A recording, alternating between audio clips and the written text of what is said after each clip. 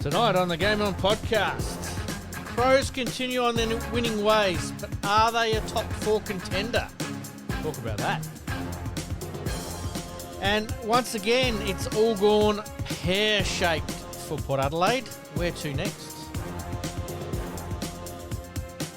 And AFL signings are huge, but an NBL signing takes the cake. All right, let's do this. Welcome to the Game On podcast. My name's Pete. Once again, Malcolm's joining me in the studio. Mate, how's your week been? Yeah, not bad, mate. I will say, well, let's get it away from sport. But, yes. I did drop my son off at work. He does work at a Woolies. Yes. In comes this four-wheel drive, driving into the car park. Maybe late? Well, he didn't have a Woolworths outfit on, okay, but driving like a freaking rocket. Yep. Four-wheel drive mounted the curb in the thing and he smashed straight into a tree. Right. And I've got to be honest, I was sitting there thinking, do I get out and go over and say, give Craig Steen Crash Repairs a ring? Yes. But I said to Craig, I was laughing too much. Yep. And that, so yes. Probably need to have some business cards on hand, mate. You just hand them out as you're going along, or leave it under his windscreen wiper. That's one of the unbelievable. most bizarre bits of driving I've ever seen.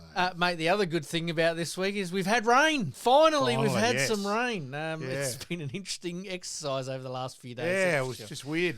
Monday out and about in the morning, I had a meeting and that. And I did call into Dylan's and I said as I'm walking in that, what's that weird thing above coming out of the sky? Spot on, mate. Absolutely spot on. All right. Since we've done the weather, we better get on to some sports, mate. Let's get into Around the Grounds. Around the Grounds. All right, coming up a little bit later, as we always do, we're going to look at the soccer because there has been some signings and some release of players. And also over in the EPL, there are a couple of teams who have had a huge payday, but we'll talk about that a little bit later. The Netball and obviously the SANFL. But let's kick off with the AFL first up. Mate, I think we better get this one out of the way right from the get-go, is Alex Pearce and the tribunal decision. Common sense, I think, has prevailed. Yeah, I think so. I think there still are football accidents. And just because someone's concussed... Yes. Doesn't mean the person should automatically be suspended. So I actually think it's been a common sense decision. And let's be honest, we don't say that too often about the AFL, especially administrative-wise this season. Absolutely. So, yeah. So that's an interesting one. My other one, and I was going to talk about this a little bit later, but while we're talking tribunal, is the Baker decision on Peatling. A fine.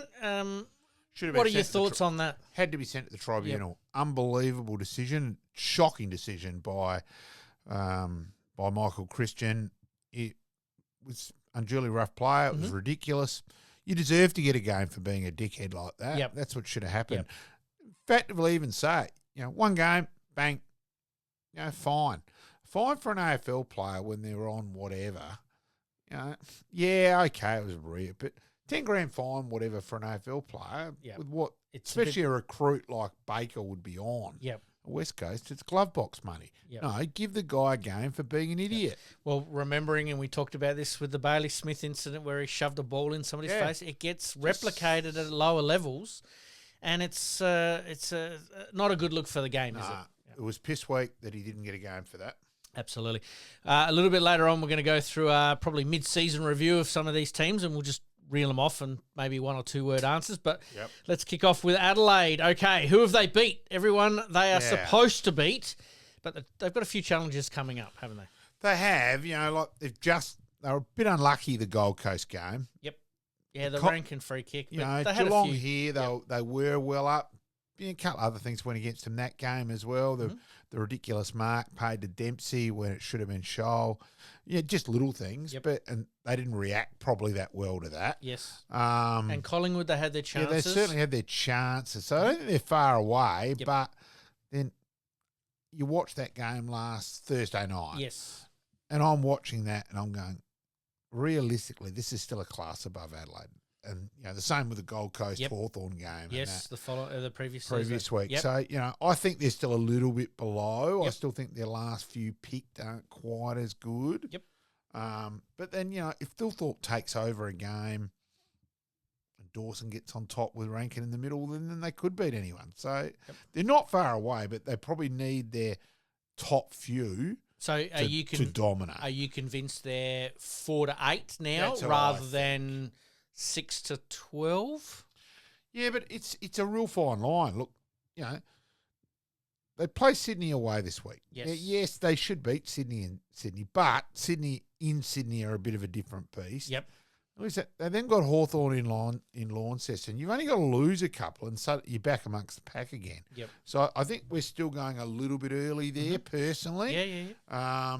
Because I asked this because I still think they're more lower end of the 8. That's right. Yep. in the end, but I hope they do finish higher. Yep. But I still think they're a little bit below. Because the question came for Hawthorn last week and the week before that they've just lost that little bit of edge that has put them back in the pack a little bit, and now they've got 3 tough games coming up. I'm looking at Adelaide going, all right, well, you had a good chance against Collingwood when, personnel-wise they were probably down a little bit.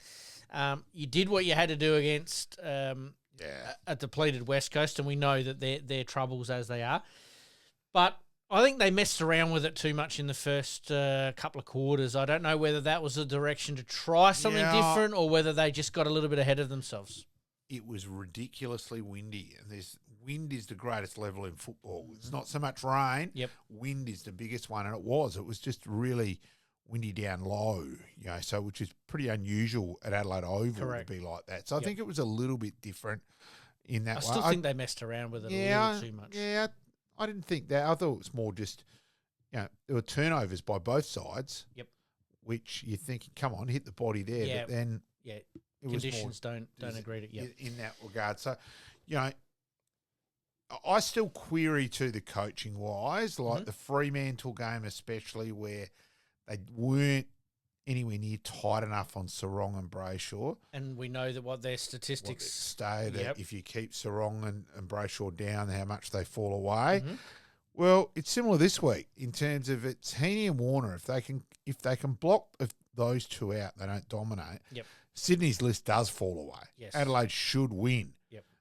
So it's really up to them this week. It'll be. Is it a case of our system versus their system? Is it?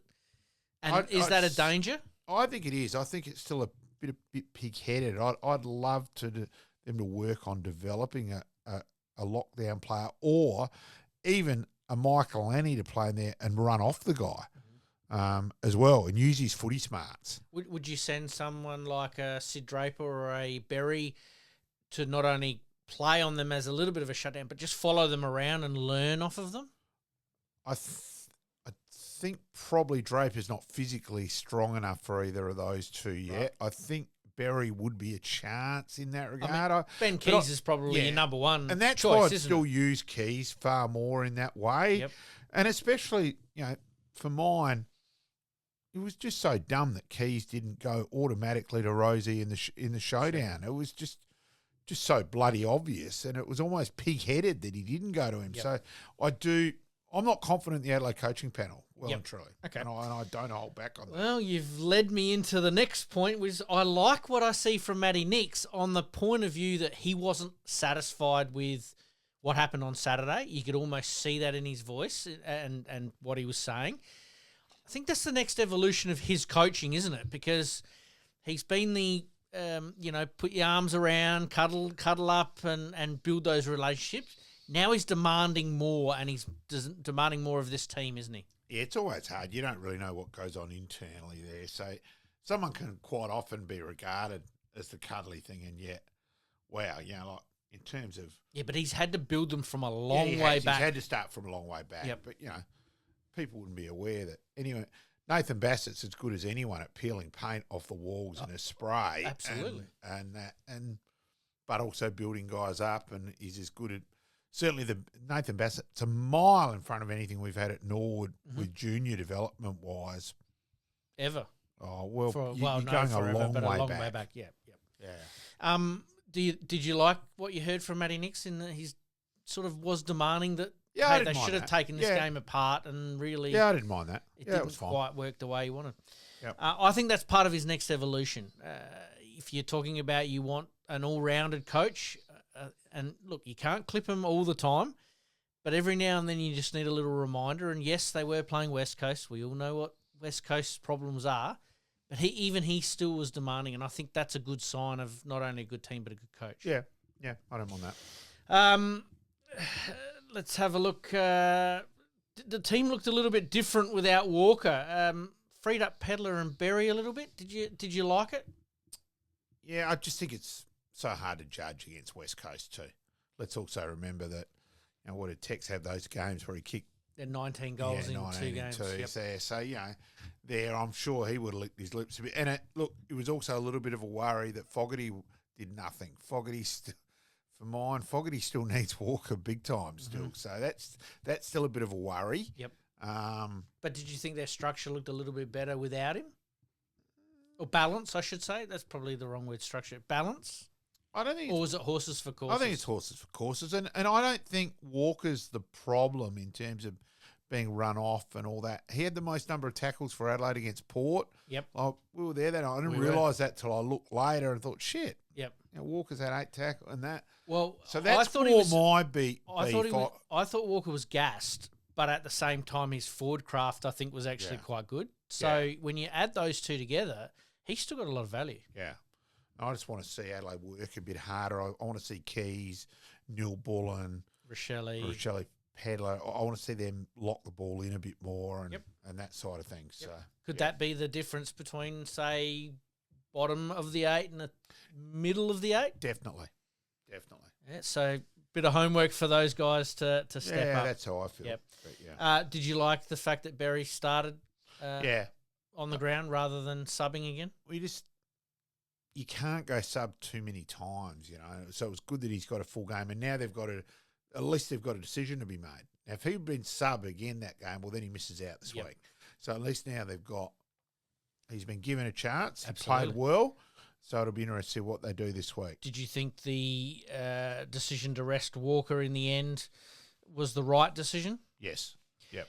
He certainly needed it, but where does that leave him this week? It's a hard thing to get going again after a week off, or is it a finite training regime these days that would probably have him somewhere near it? And then hopefully he's running more on top of the ground again. Look, he looked a bit lethargic. Yep. Not quite moving as well. So hopefully hopefully his back's okay and he comes in this week on the SCG and plays well. So I'm sure I think it'll be play well. Walker in, and I reckon Zach Taylor might miss out. Okay. Yeah. Well, there you go. Early call there. We are obviously recording a touch earlier. All right, mate. I have to mention the ruck. What did you think of Riley O'Brien's game? He does dominate against West Coast. Yep. So let's be fair there. West Coast ruck are probably the worst in the comp. Yep. Now, he played very well against Briggs earlier this year. He beat Briggs convincingly and was a big part of the win against GWS. Yes. And then he was shithouse against Freo the next week. So he's got got a big test against Grundy this week. Yep. Do you think Grundy's lost a step or two over the journey in the last, say, 6 months? Well, I thought he actually had a reasonable duel with Gawn on the weekend. What I did see of that game, I saw a bit of that game at the Queen's Head. Yes. And that side of things. And Grundy had played well the week before against Carlton. He played well, and admittedly DeConing wasn't playing that night. Yep. And it was Pitternet, but he did play very well against Carlton. So he still seems to be moving all right. So it's a big test for O'Brien this week. Absolutely. Hey, question without notice. Adelaide, I suppose for some of their recruiting over the last 3 or 4 years, they maybe dodged a couple of bullets with a couple of players. Do you think Grundy is maybe one of them? Well, you just don't know. It's going to be what they had to give up to get him. So it's always really hard in that way, you know.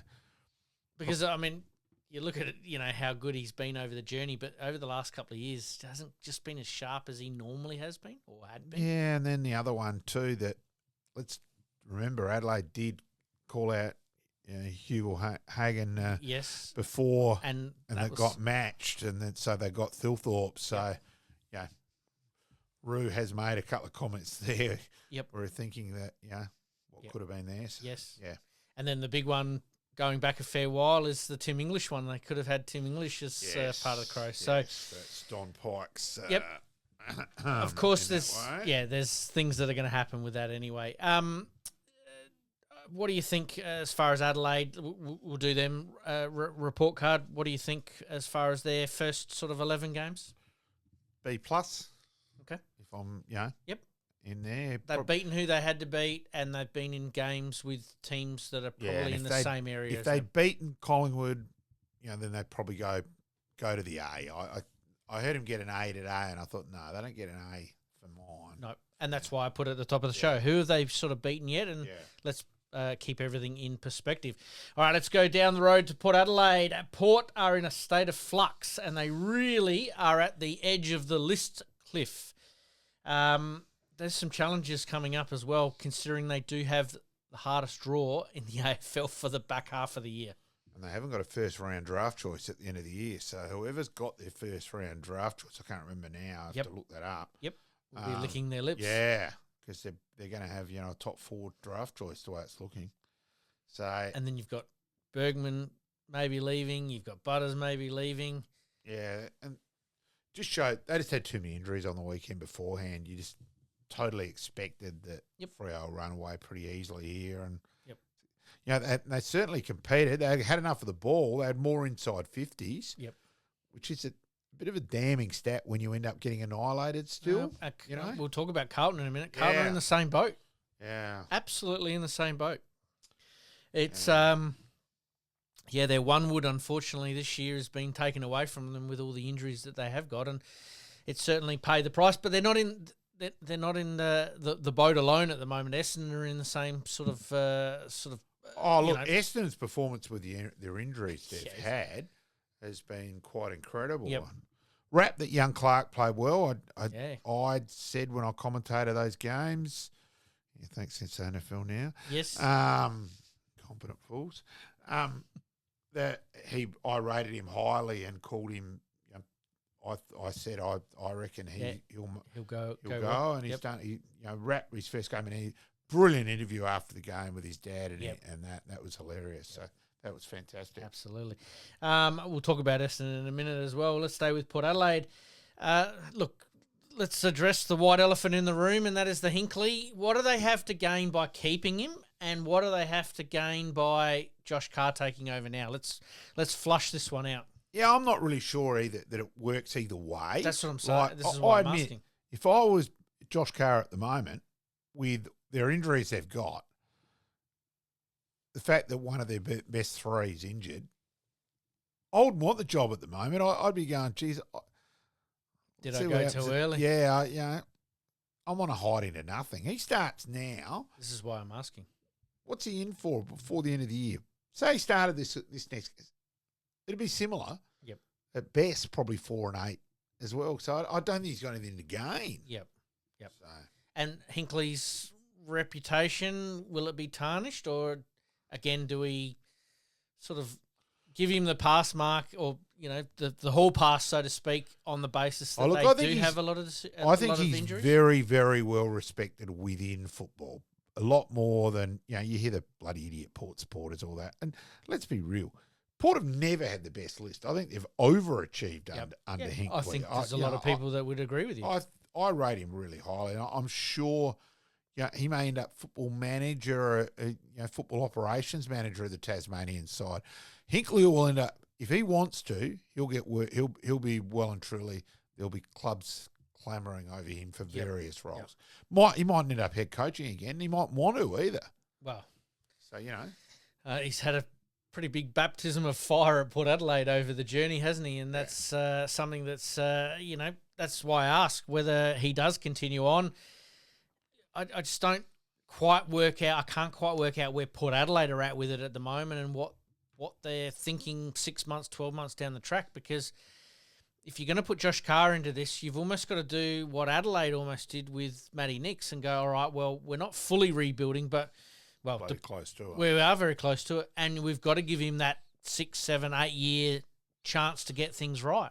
Well, even Kane Corns had Port Adelaide as one of the clubs he thinks will be really struggling the next 5 years. Now, Kane to say that, I think that shows. And he probably knows a little bit more inside the 4 walls than most. So, it is a bit of a worry for Port Adelaide. The buys come at the right time. It's thrown up so much speculation but on coaching, but it's really the next 3 games. They've got Melbourne, GWS and Sydney. Doesn't get any easier. Yeah, Sydney's probably their best chance there just purely on paper, but Melbourne have found form and yeah. GWS just a reasonably classy side with their guns in. After they lose a couple of their guns, they do fall away as well. So you're right. Maybe Sydney is the challenge, but Sydney will get a few back in that time as well. So it's going to be quite interesting. Has the enjoyment gone from Port Adelaide? Players look bereft of any type of enjoyment or joy. Kick a few goals and get in front. Suddenly it's there. At the moment, you're getting hammered. Start getting a fair bit of the ball. Mm-hmm. The opposition score, and they know at halftime we're not going to win this. So it's a hard one. I know you know this statistic, and I'm sure some of our listeners have probably heard this statistic as well. But Port Adelaide's, what is it, after halftime or after three-quarter time? It's halftime. Yeah. It's 29 points to 316 points. Yeah. That is a massive discrepancy, isn't it? The 4 games where they've lost, in terms of the Collingwood, Western Bulldogs, Geelong, and Freo over the weekend, it's 45 goals to 8 after half time. Yep. So it's a damning stat. That shows the players are just putting their toes and putting in the too hard basket. But how do professional players like that switch off like that as well? Is that coming from the coaching group, or is that coming from internally going, well, doesn't really matter? Yeah, I'm not sure. It's just that's probably for mine the real question mark at the moment. Where's the battle to make? Hang on, will and desire. Make this prick in the opposition earn it. It just seems to be. Yep. Yeah, whatever, yours, and it's bizarre. I go back to the Pierce Darcy Byrne-Jones incident. Wasn't really too much remonstrating going on, whereas generally what would happen, being Port Adelaide, is that they'd all get around and probably make their presence known to the player that, hey, that's not on, even though it's a footy accident. No, I think the players in that. No, I look at the Adelaide incident. Yeah, but that was dumb by the guy. I reckon that for mine, the players out of that, they would have got, even that, Pierce has just gone for the ball. He's gone for a mark. And I get that, but at the same time, that's all happened in real time. Yeah. Some players may not have had the benefit of the angle or pulling out. Then you'd expect them to come sort of not flying in and throwing haymakers. I'm not saying that at all. But I'm saying getting around your teammates. That was probably the good thing from Adelaide, is that Peatling gets his head pushed into the ground by Baker, and all of a sudden Thilthorpe's going, I'm not standing for this. Then Rankin, then Curtin, you know what I mean? They all got involved at least. It did cost them a fair chunk of cash. If I was the Adelaide players, I'd be sending Baker the bill. Yes. Maybe a Baker's dozen in there as well. Yeah. Let's go. Port Adelaide's grade for this first half of the season, mate. Where do you see them at? D or E? Yep. Yeah, a fail, basically. Yep. The grades, I got a lot written on my report cards at school. Yes, one of those. One of those ones. Yeah. All right, we'll do some more grading afterwards. Let's talk about some AFL hot topics. Carlton are so far away from it right now. Can they go on a run? What other teams can go on a run in the back half of the season? Look, Carlton should win their next 4, so suddenly they're back in it. Yep. But the bit on the weekend, I did see the whole game. And admittedly, you're watching it on TV, so it's... Yeah, you don't get the 360-degree view, yep. But I'm just thinking, where's the synergy between Curnow and Mackay? There doesn't seem to be, at any stage, one of them blocking for the other, one of them going deeper, working up. You've really got to query their structure and that. I'm sitting Is that midfield forward connection that a lot of teams talk about? But I'm sitting there thinking I would love Craig McRae and the Collingwood coaching panel to be coaching that Carlton side, and how I just wonder how different it would be. Mm-hmm. Like Collingwood, admittedly to be at the Collingwood Sydney game and just be in awe of how well organised they were, and they just automatically seem to know where each player should be on in each each bit of. And look, Everyone plays their role to their you know, best of their they ability. had a lot out this last game, Yes, and we'll talk about that in a minute. and but they still seem to know what they're doing. You know, I think they had 6 players under 50, 55 games, I think it was. and you just got to quit. You know, some of Carlton's decisions, like Kennedy getting the the lemonades and see you later, and how good he's been with Western Bulldogs. Is Owies a world beater? No, but I tell you what, he's better than what they've got. Yep. And I'm sorry, my Idiot of the Week award, Motlop, you've had 4 touches reasonably late in the fourth quarter.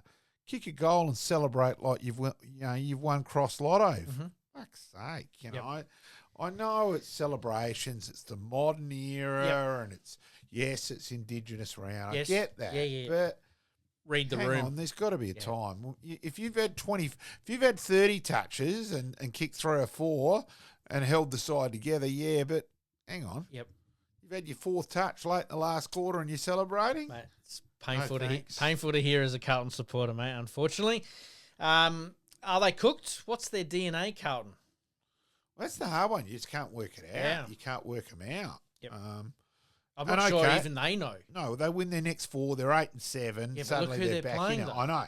Suddenly they're back in it, and They're teams they should be. yeah, they will. But yeah, just they were the ones on the weekend. Like again, they had huge amount of inside 50s And huge amount of contested ball, and they won all those things. But really, it was the Freo small guy. The GWS small guys in Thomas and Jones. Just took them apart. Yeah, were just really. And okay, Toby Green is a gun. Yes, he was probably best on ground, but for mine, it was those two. Those two just gave the zip. Whitfield in the midfield worked instead of at half back. Yep. Lear came into the side and played well. So their moves worked, but Carlton had enough of the ball to win the game.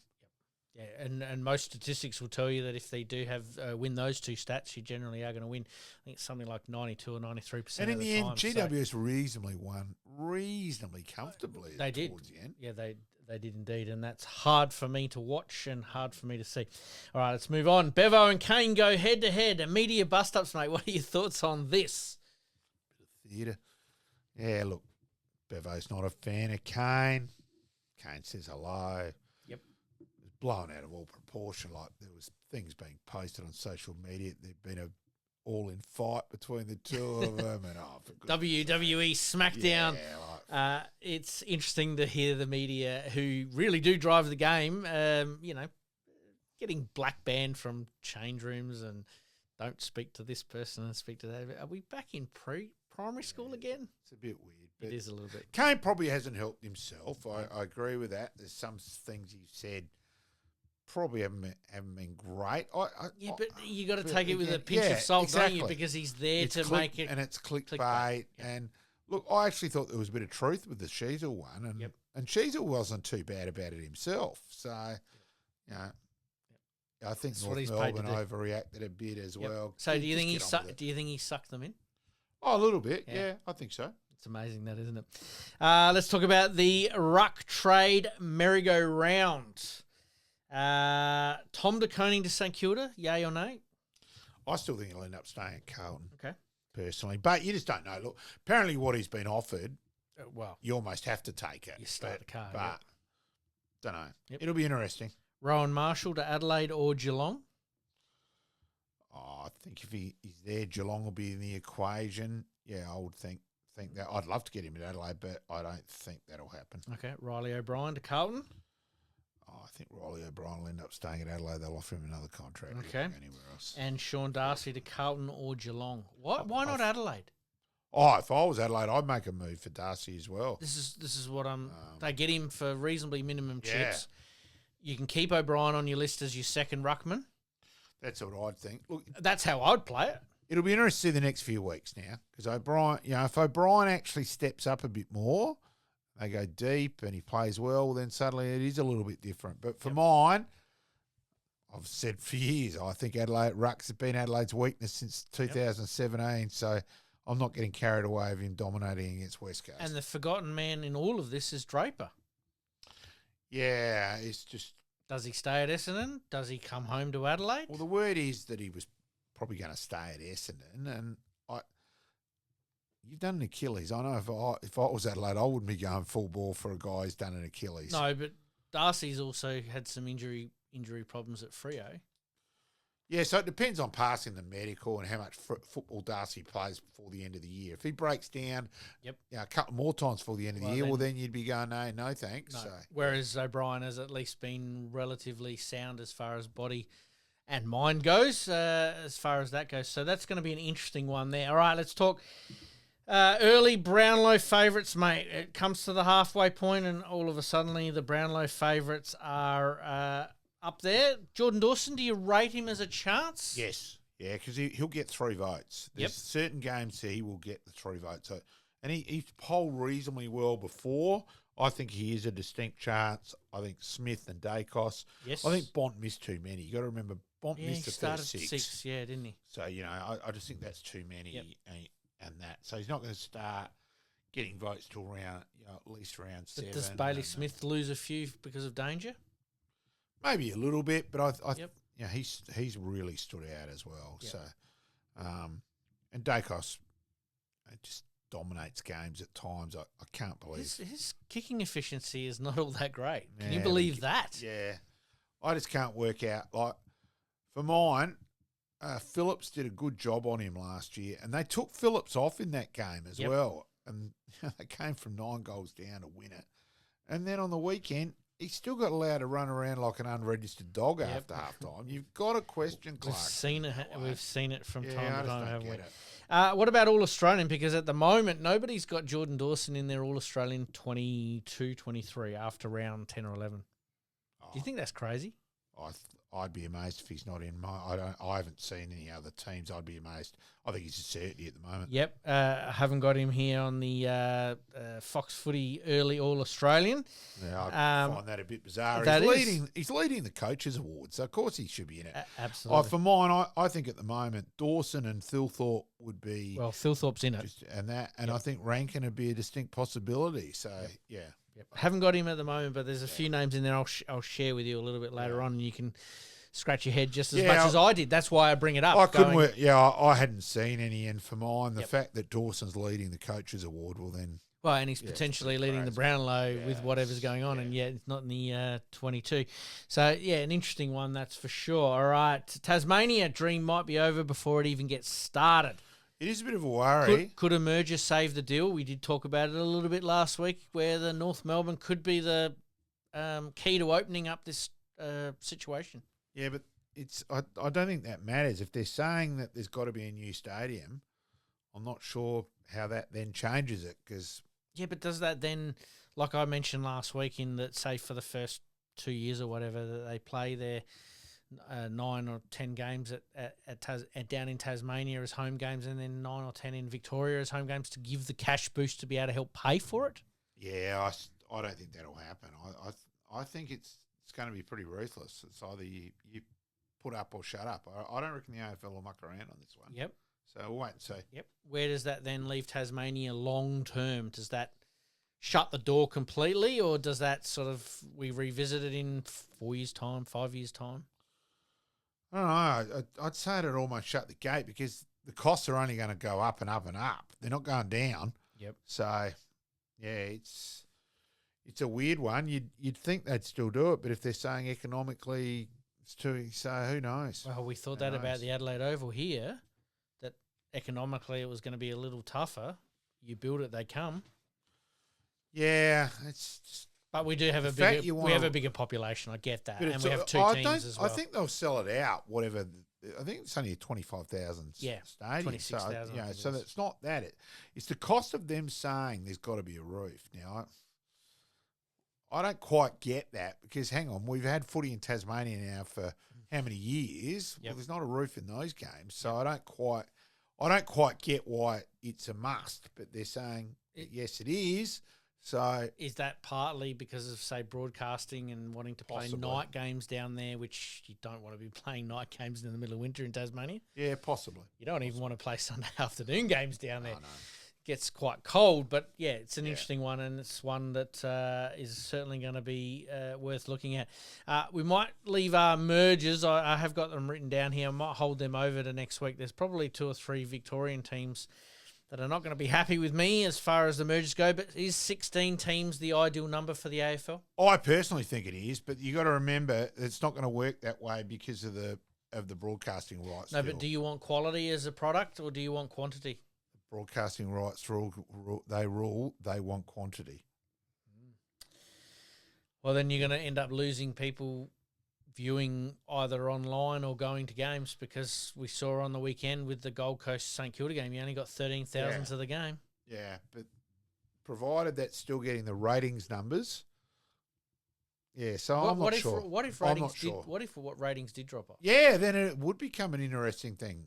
Because ratings would go through the roof if you had a better quality of product. Like Business 101, it's either you sell more at a lower price or you sell less at a slightly higher price. But then wouldn't you want to have better quality games every game that you're broadcasting? Personally, yes, but then we're looking at it with balance. You got to remember when Western Bulldogs looked like they were going to go under the carry on, and the same thing. You still hear Fitzroy people complaining now. Yep. Do I think, North Melbourne, I've gone on for ages. They should be the Gold Coast Kangaroos. Yep. That's what it should have been. There should have been a side relocated to Greater. I don't think there should be a side in Greater Western Sydney. I understand why they've looked upon it purely as the population on the numbers side of things, but it's not. Yep. It's just not working in terms of getting people there. It's a rugby state still. Should 4 games be played in Greater Western Sydney and 4 games in Monaca, in Canberra? Yeah, I think that's got that. Canberra's more an AFL. Yep. So Monaca's got a 13,000 capacity, and I think they had 12.5 to their last game there. Mm-hmm. So do they do work on Monaca and increase Monaca's capacity is a possibility? Well, because the GWS stadium at the showgrounds is unavailable for so many weeks. Yeah, it's just farcical. You hear the, I think it was the president or CEO on one of the radio stations today just talking about their travel load at the moment. When you add in, say, gather round and everything else, it's quite high at the moment. And wouldn't it just make sense you've got a stadium just down the road, really, in the scheme of things, and you've probably got a supporter base that would jump off Sydney and probably jump on them if they were there on a regular basis. I think it makes more of a sense. And as I said, the stat of a GWS youngster on his 23rd game had played at more venues than what Scott Pendlebury at is. 420 or odd games. Yeah, that's crazy. That is absolutely crazy. Mate, we probably could have led with this, but I'm sure it's been done to death, but we'll bring it up very, very quickly. The AFL... what is it?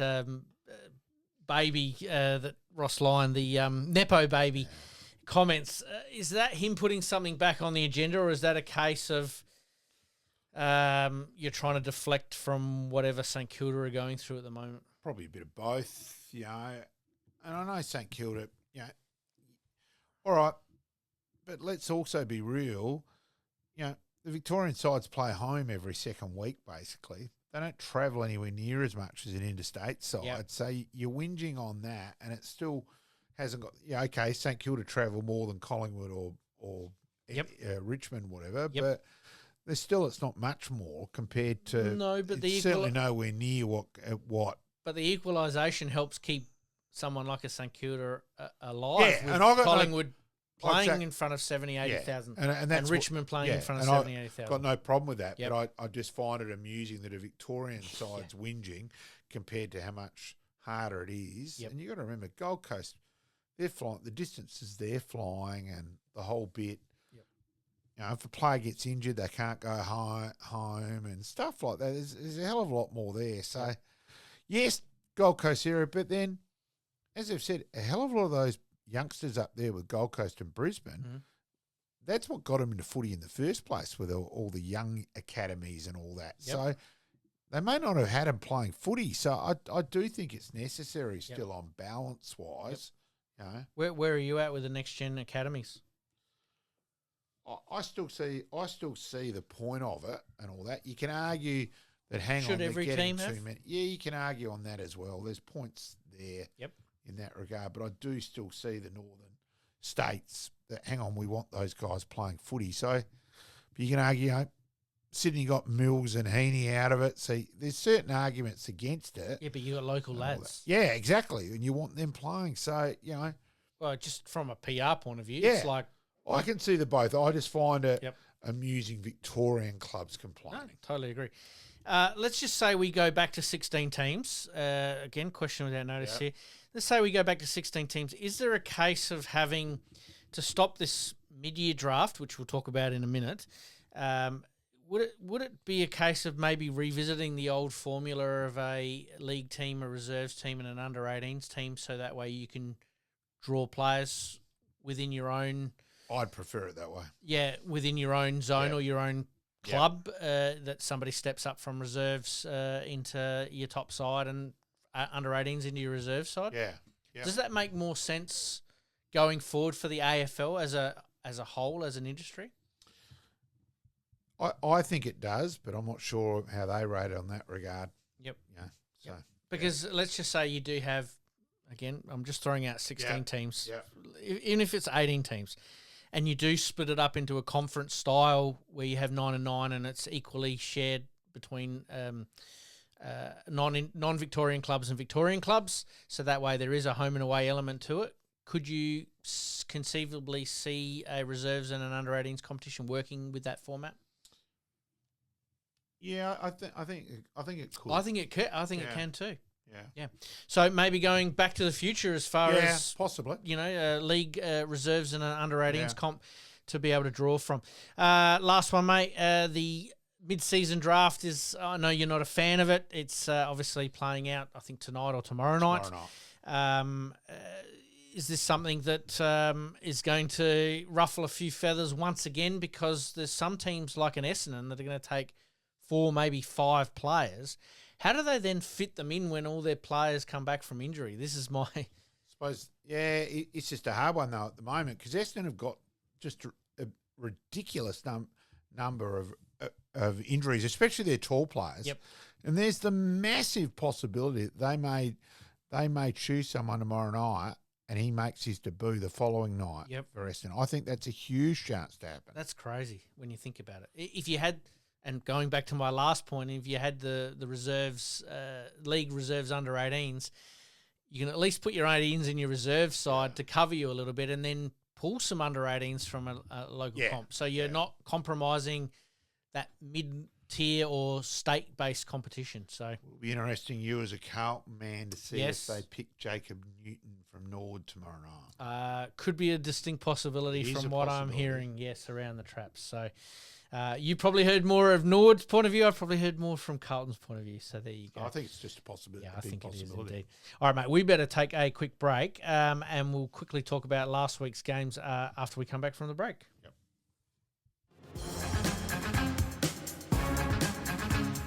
Coming up, we've got Adelaide United, a new head coach. And the SANFL once again back playing after the state game. And the Adelaide Thunderbirds back on the winner's circle. You're listening to the Game On Podcast. We'll be right back after this short break. Looking to buy or sell your home anywhere in Adelaide, from the hills to the sea?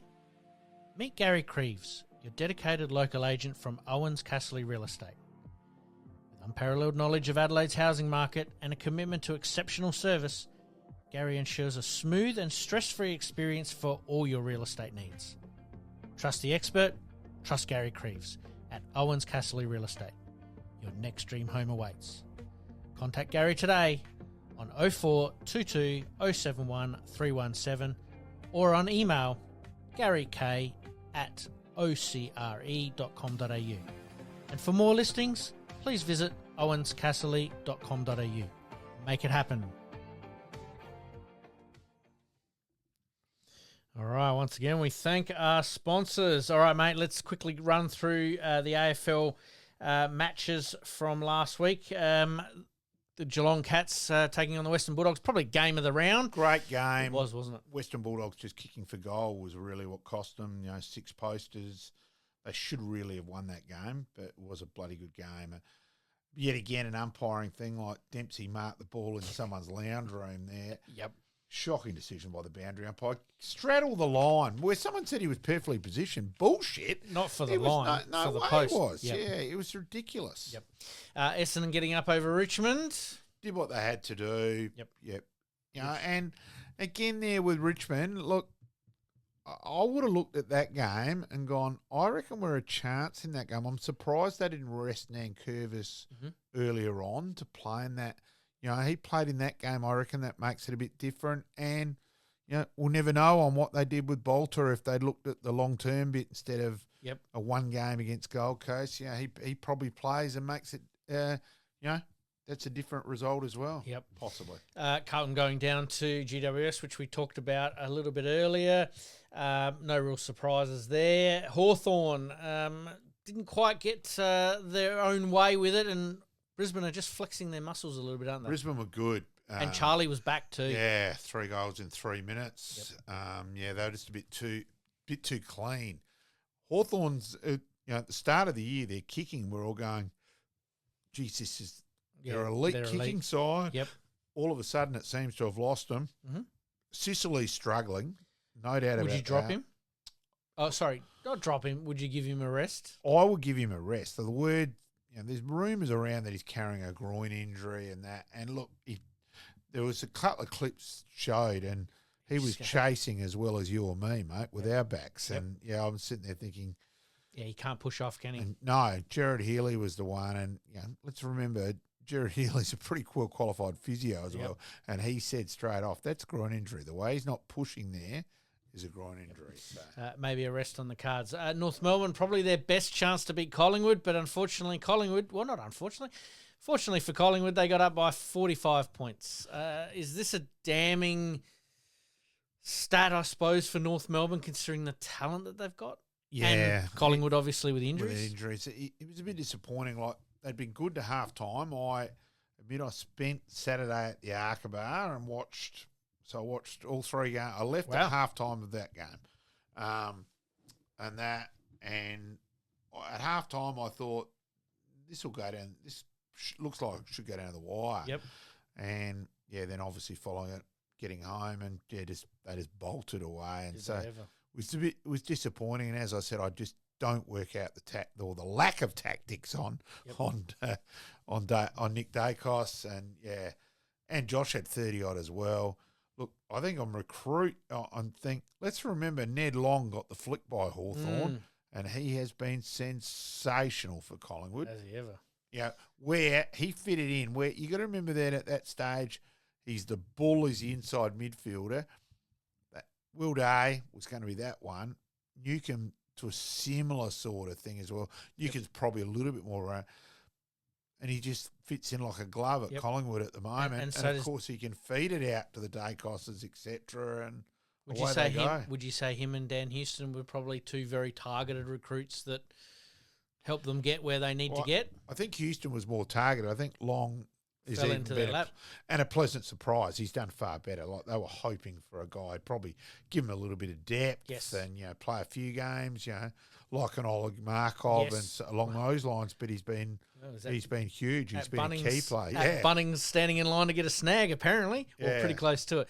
We've already talked about the Port Adelaide Freo game and the Adelaide West Coast game, but Melbourne have turned things around in the last 4 or 5 weeks.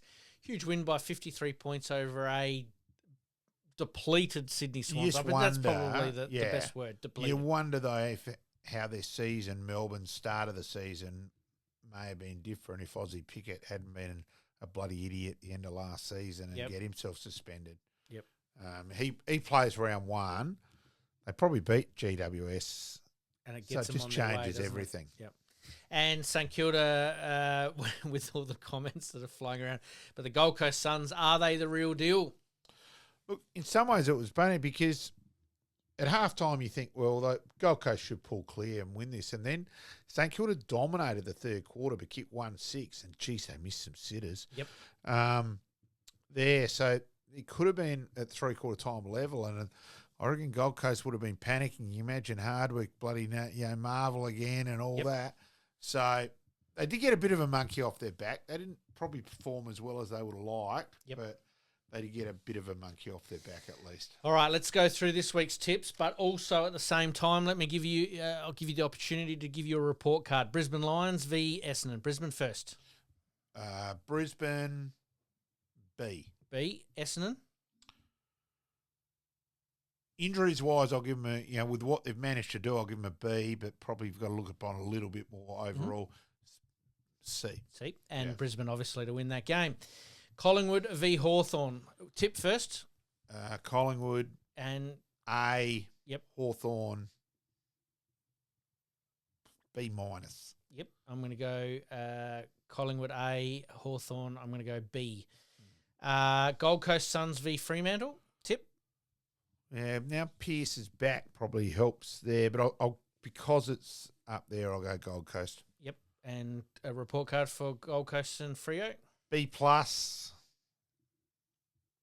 With the talent Freo's got overall, C, but they're maybe building. I agree on both of those. I can't make a point for anything else. GWS v Richmond. GWS. Yep. C+. Yep. I reckon they've underachieved a bit. Look, I think Richmond have been. I thought Richmond wouldn't win a game, so I think they've been. The fact they've won 3 games have been competitive a bit, way better than I thought. Yep. So in that way, I'd give them a B, but you'd probably give them a C overall, purely on the numbers. I'm giving them a C+, and I'm giving the Giants a C, based upon what they're doing. All right, Sydney v Adelaide. Sydney D. They've been pretty disappointing. Yep. I'll go Adelaide as well. Yep, and their report card. Oh, no, we did that a little bit earlier. Yeah, we did a bit earlier. So B+.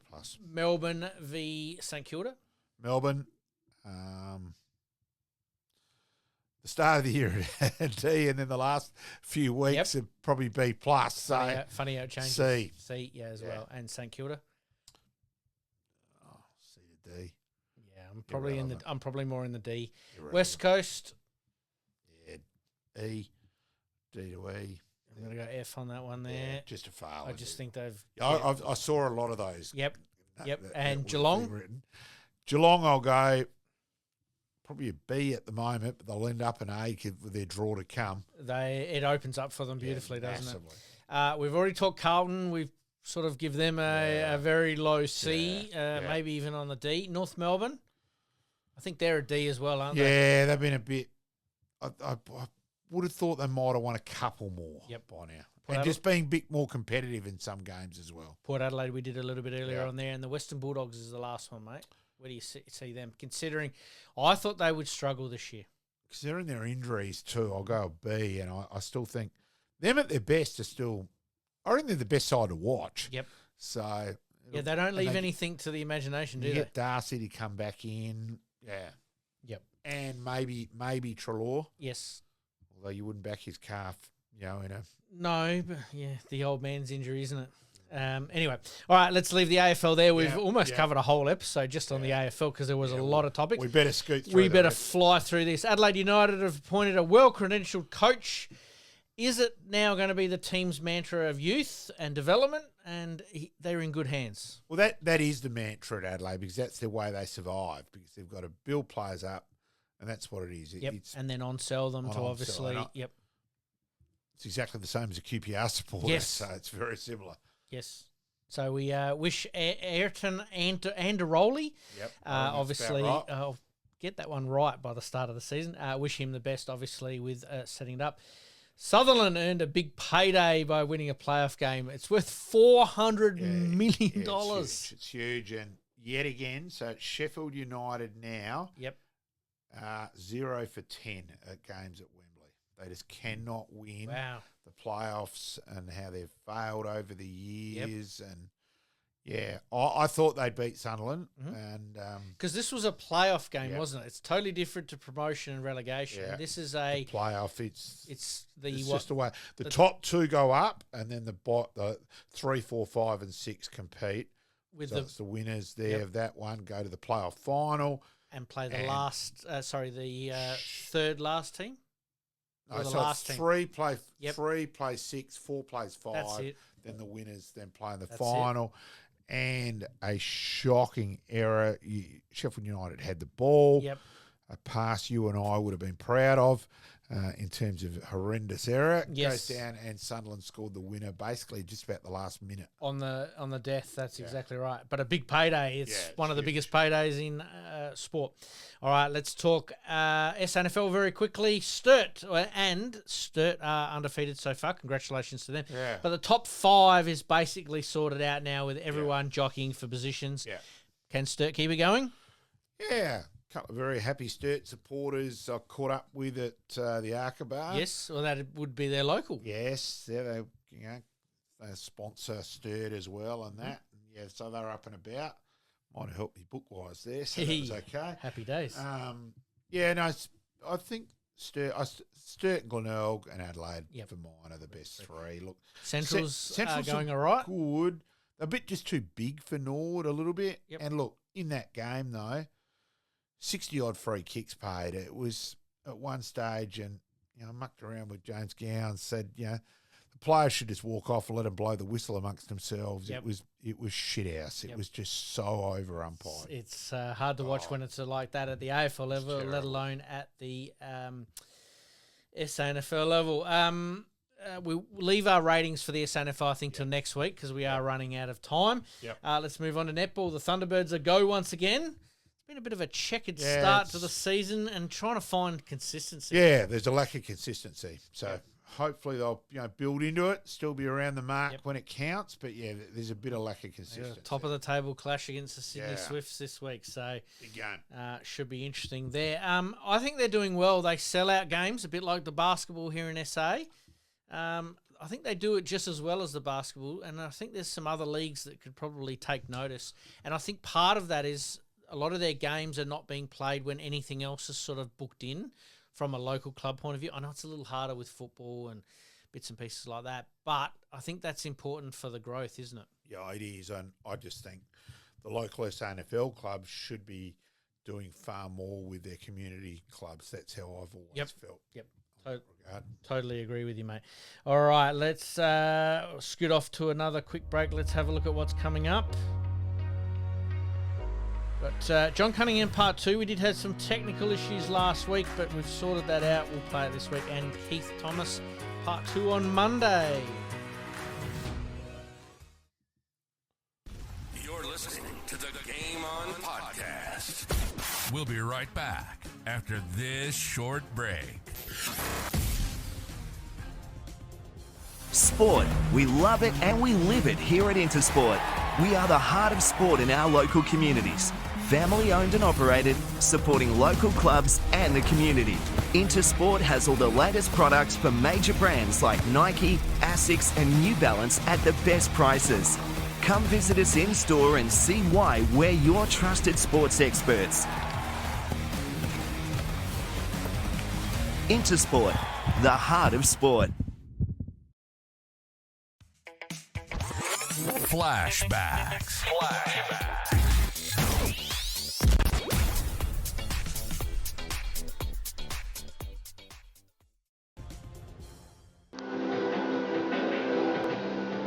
He was the star of South Australia, a local boy who turned his back on the WAFL. Forget the big stage where most stars from interstate would strut. Barry Robran chose to stay home, to play footy with his brother, to help North Adelaide to 2 flags. This shy and unassuming boy from Whyalla made the Sunday paper headlines in his league debut game. He impressed all with an incredible display of football genius. Along the way, this graceful champion, with the high marks and the silky skills, won 7 straight club championships, including one in his first senior season. He won the Magarey Medal, South Australia's fairest and most brilliant, in only his 2nd year, after almost snatching it in his debut season. Nobody was in any doubt that he could play. By the time Robert retired, he had won whatever there was to win. He had toured the world as part of an all-stars team.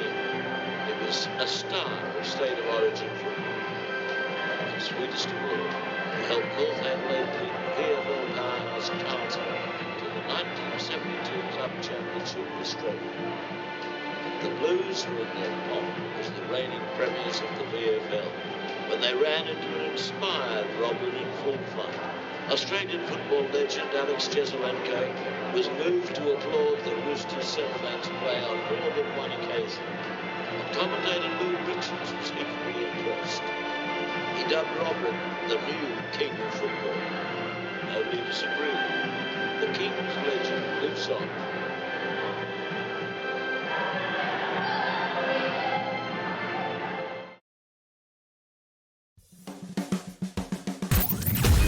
Extra time.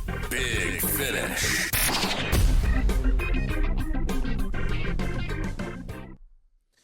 All right, mate. Some magnificent memories there of Barry Robin, and you just forget how good he was as a footballer. Yeah, he's the best player I've seen, and look, he was just unbelievable. Yep. Can't say any more, mate. I didn't see him during his heyday, but I can imagine it was absolutely fantastic. All right, extra time, big finish. We're going to roll through this really quickly today. Let's start off with the NRL State of Origin this week. We always get excited for this event. Who are you picking and by how much? Because I actually got the soccer right last week. Yes, I will give you that. Yes, I got my timing wrong with it, but I still got result. the 1-0. Yeah, you got the right result. Yep. Look, I'll go New South Wales, but it's been hard to follow. There were so many injuries with both sides. It's been hard to keep up with in that regard. Yep. I'm going to go Queensland as per usual, but I think in a real tight, hard tussle as it always is. All right, mate, let's move on to the French Open tennis. French Open begins, obviously, over in Paris there. Young Australian, young lady wins a warm-up event and improves her rankings, which I did look up actually just in the break there. About 25 odd spots to get to number 53 in the world. Unfortunately lost in the first round to the fellow Aussie, to Vanovic. Yes, Toblanovic, yep. Trying to think of what the name was. Mayer Joint. Yeah, that's right. Mayer Joint. So lots of possible nicknames there. Absolutely. How do we see Alex de Minaur going? Get through to the fourth round, the quarter, whatever, around there again. Look, we just hope. Yep. We just keep hoping that he can go that bit further. Yep. So we'll just wait and see. So we'll see how we go, and we'll report back on that next week.